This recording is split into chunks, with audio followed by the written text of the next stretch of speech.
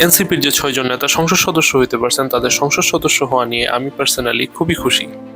আমি একজন জুলাই যোদ্ধা এবং যাদের নেতৃত্বে আমরা এই স্বৈরাচার সরকার উৎখাতের জন্য আন্দোলন করলাম, তাদেরকে কিন্তু সংসদে দেখার যে বিষয়টা, সেটা কিন্তু ইন্টারেস্টিং। তো তাদের মধ্যে কিন্তু সবাই খুবই কম বয়সে সংসদ সদস্য হতে চলেছেন এবং তাদের মধ্যে একজন এমনও আছেন যে হচ্ছে গিয়ে এই বাংলাদেশের প্রথম সর্বকনিষ্ঠ সংসদ সদস্য হতে চলেছেন। তো আসুন জেনে নিই তাদের এই ৬ জন নেতার কার বয়স কত। তো প্রথমেই ২ জন নেতার নাম বলি, একজন হচ্ছে নাহিদ ইসলাম এবং আরেকজন হচ্ছে হাসনাত আব্দুল্লাহ। এই যে হাসনাত আব্দুল্লাহ কিন্তু ভূমিধস জয় করে লাভ করেছেন, তার মানে আর কি উনি ওনার আসনের প্রত্যেকটা কেন্দ্রেই জয়লাভ করেছেন এবং তাদের দুইজনেরই বয়স ছিল মাত্র ২৭ বছর।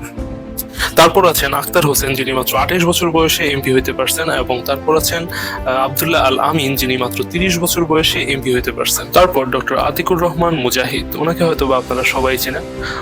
মজার বিষয় হচ্ছে মাত্র ৩৩ বছর বয়সে তিনি এমপি হলেও তিনি কিন্তু ৬ জনের মধ্যে সবচেয়ে বয়োজ্যেষ্ঠ।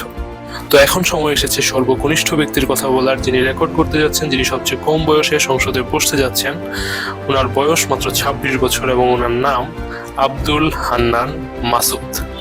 এই লিস্টে দুঃখজনকভাবে নাসিরউদ্দিন পাটোয়ারির নাম নাই। ওনার বয়স ৩০ বছর। তো বাংলাদেশের রাজনীতিতে এমন সাহসী মানুষ আসলেই খুব দরকার। সো নাসিরউদ্দিন পাটোয়ারি ভাই, good luck for next time. তো জুলাই অভ্যুত্থান থেকে উঠে আসা এই ৬ জন নেতা যারা এমপি হলো, তাদের কাছে আসলে আমাদের চাহিদাটা কি? তাদের কাছে আমাদের চাহিদা খুবই স্পষ্ট।